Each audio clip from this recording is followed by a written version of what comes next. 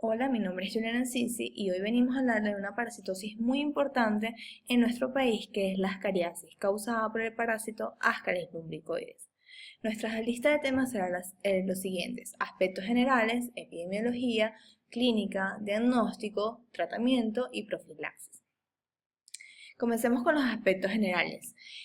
Tenemos que saber que es uno de los nematos de mayor tamaño que parasita al hombre y es llamado comúnmente lombriz intestinal debido a su semejanza con la lombriz de tierra.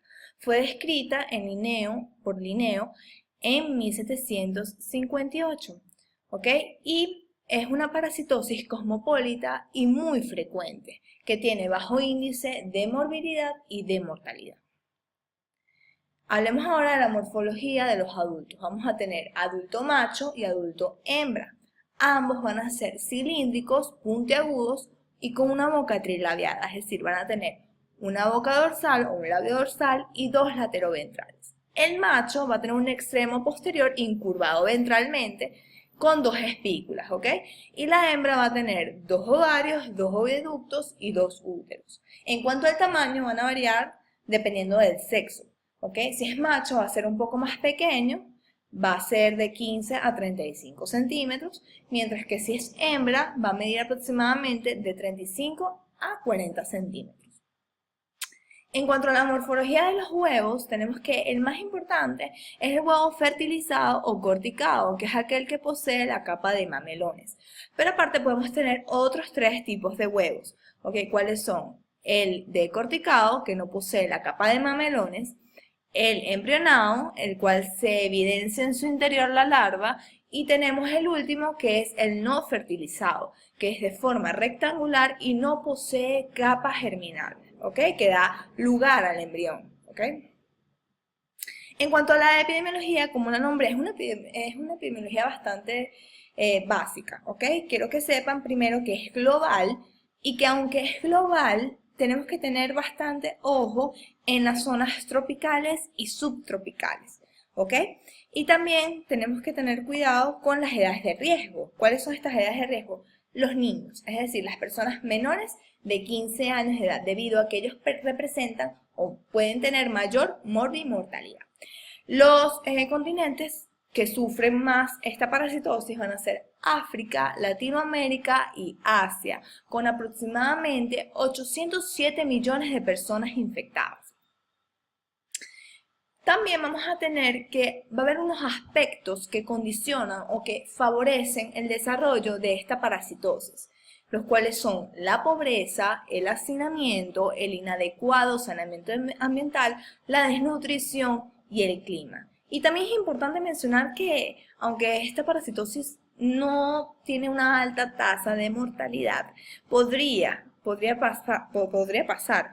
¿En qué casos? En los casos de obstrucción intestinal y en los casos donde la larva migra hacia los conductos biliares o hacia el páncreas. Mi nombre es Fátima Brito y antes de hablar de las manifestaciones clínicas vamos a repasar el ciclo de vida.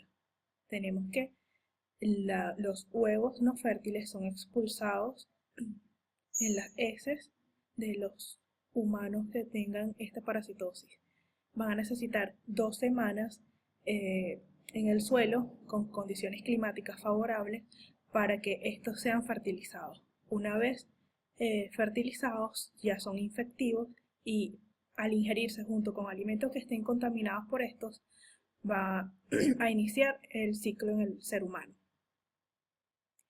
Al llegar al yeyuno, los huevos eclosionan y dejan libres a las larvas. Estas larvas penetran las paredes intestinales y luego van por las vénulas, llegan a la circulación hepática, ascienden y luego llegan también a la circulación llegan al corazón derecho, a la circulación pulmonar y de allí ascienden a la laringe y faringe y pueden ser deglutidos.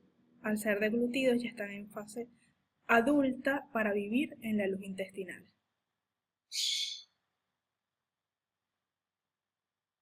Tenemos que la mayoría de los pacientes con ascariasis son asintomáticos y cuando se presentan estos pueden ser generales como fiebre, ictericia, caquexia, palidez y urticaria.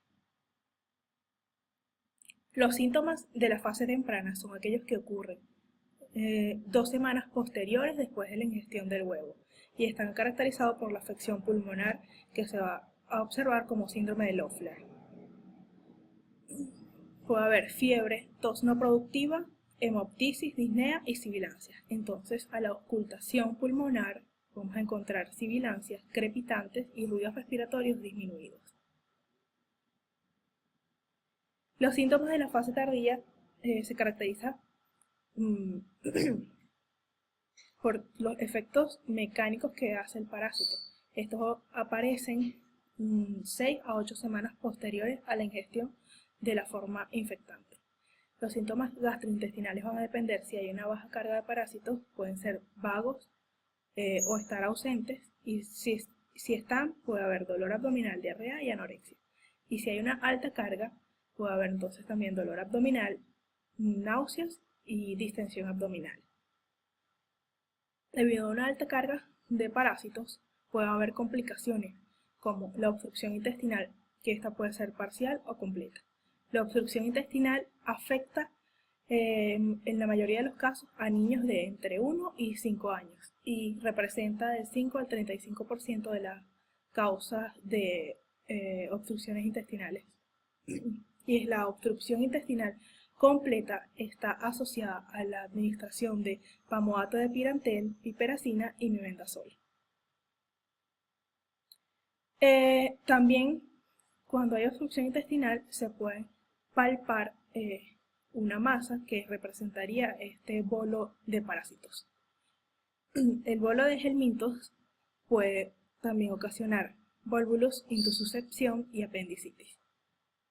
Otra de las manifestaciones de gastrointestinales en la fase tardía es la ascariasis hepatobiliar y pancreática, caracterizada de manera general por taquicardia, taquipnea, fiebre, vómitos, dolor abdominal y, dependiendo de la patología, diferentes síntomas.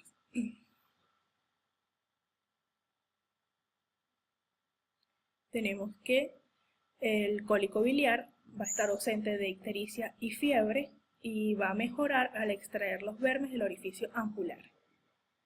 La colecistitis alitiásica, hay dolor en el cuadrante superior derecho y la ictericia puede estar o no presente. La colangitis ascendente, hay fiebre, taquicardia, taquipnea, ictericia, dolor severo y grave en el cuadrante superior derecho o también dolor difuso. La pancreatitis se caracteriza por un dolor moderado severo en el gastro e hipocondrio izquierdo, del cual se irradia la parte posterior, y vómitos. Y el absceso hepático, que se va a caracterizar por un dolor intenso en hipocondrio derecho, el hígado va a estar blando y aumentado de tamaño a la palpación.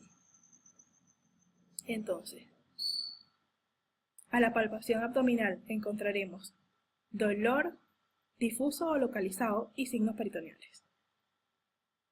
Otras manifestaciones extra gastrointestinales están relacionadas con la migración errática del parásito, el cual puede causar obstrucción de la vía aérea y salida por los orificios nasales, la obstrucción del drenaje lagrimal, nefritis intersticial aguda, encefalopatía, y también se reportan casos de migración a uréter, vejiga, vagina y ganglios linfáticos.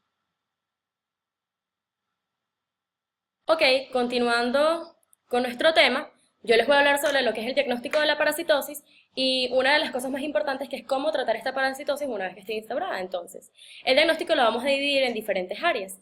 Ok, primero vamos a tener un diagnóstico clínico, el cual consiste en interrogar al paciente y evidenciar tanto los signos como los síntomas que nos refiere el paciente. Si estos concuerdan con los síntomas y los signos de la patología, pues por ahí ya podemos tener un diagnóstico. ¿Okay? Entre los síntomas más importantes vamos a encontrar el síndrome de Loeffler, hepatomegalia, epigastralgia, diarrea acuosa intermitente, náuseas y vómitos, y puede aparecer el parásito tanto por boca o por narinas. De hecho, hay veces que los pacientes llevan la muestra parasitaria a la consulta médica. ¿Okay? Así también pueden presentar urticaria, bruxismo y prurito nasal. En cuanto al diagnóstico epidemiológico, también consiste en interrogar al paciente sobre específicamente cuáles son sus condiciones de vida, si él vive en hacinamiento, cómo es su higiene personal y la higiene de sus alimentos, si tiene disposición de excretas en su casa y si tiene contacto con tierra. Y lo más importante, se acostumbra a ingerir esa tierra.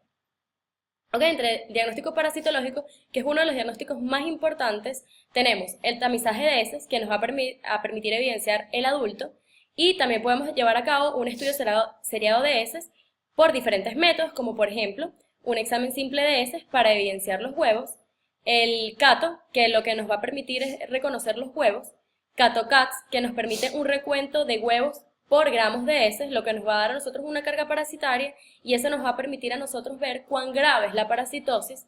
Y también podemos llevar a cabo métodos de concentración por sedimentación como el formol tritón éter. ¿Ok? Entre los exámenes complementarios solemos mandar una hematología, ya que durante la migración larvaria suele haber una eosinofilia bastante pronunciada. Se puede mandar también una rayos X de tórax, ya que a veces se evidencia un patrón de neumonitis durante la fase de migración. También podemos mandar unos rayos X de abdomen con contraste, ya que pueden evidenciarse las sombras de los parásitos en el intestino. Sin embargo, es importante saber que las rayos X de tórax y las rayos X de abdomen no van a ser los diagnósticos principales. Esos más o menos se mandan casi siempre para diagnósticos diferenciales, pero no van a ser el diagnóstico principal de nuestra parasitosis. En cuanto al tratamiento, son 6 fármacos los más importantes para tratar la ascariasis. Les traigo acá las dosis pediátricas y las dosis de adultos, porque ya como dijeron anteriormente, es una parasitosis que afecta mucho a los niños, entonces es muy importante saber las dosis en ambos grupos de edad, ¿ok? En cuanto al albendazol, vamos a mandar en dosis pediátrica 400 miligramos día, y es una única dosis, ¿ok? Y vamos a mandar 200 miligramos día en aquellos menores de 2 años, ¿ok? Y en adultos vamos a mandar 400 miligramos días, también para una dosis única. A partir del mebendazol ya todas las dosis son iguales, tanto pediátricas como las dosis de adultos. Entonces vamos a mandar 100 miligramos días por 3 días o 500 miligramos días en un solo día. ¿Ok? En cuanto a la piperacina, vamos a mandar 3,5 gramos por día por 2 días. Y en cuanto al pamoato de pirantel, vamos a mandar 11 miligramos por kilogramo en una sola dosis. En cuanto a la ivermectina, vamos a mandar de 150 a 200 miligramos por kilogramo en una sola dosis, y en el caso del levamisol, vamos a mandar 2,5 miligramos por kilogramo en una sola dosis también. Es importante saber, como lo habíamos comentado anteriormente, que las complicaciones, como lo es la oclusión y la perforación intestinal, la penetración a apéndices y la obstrucción de los conductos biliares, van a tener un tratamiento diferente, el cual va a ser netamente quirúrgico. ¿Ok? Y bueno, ya para ir terminando, recuérdense que en el caso de las parasitosis la medicina preventiva es sumamente importante, por lo tanto es saber cómo nosotros vamos a aplicar esa profilaxis con nuestros pacientes. Netamente hablando, tenemos que decirles que en sus hogares deben tener estrictas normas de higiene personal, alimentaria y ambiental, que deben tener una adecuada eliminación de excretas, que deben utilizar agua potable y de no contar con ella, deben hervir su agua, que deben acostumbrarse al lavado de las manos y de los alimentos antes de comer y antes de preparar los alimentos. Y bueno, nada, tener una buena educación sanitaria en la casa en general, con el papá, la mamá, los hijos, todos los que viven en la casa tienen que tener una buena educación sanitaria. Aquí por último ya les dejamos nuestras bibliografías por si alguno desea indagar un poquitico más. Y bueno, por su atención, muchísimas gracias.